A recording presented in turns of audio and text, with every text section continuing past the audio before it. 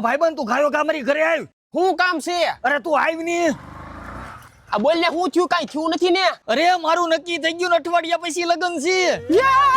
અરે હરક પદોડી નો થામાન, હાલ આપણે કપડા લેવા જવું છે. હાલ હાલ ગાડી એકલ લે. હાલે તું બેહી જા.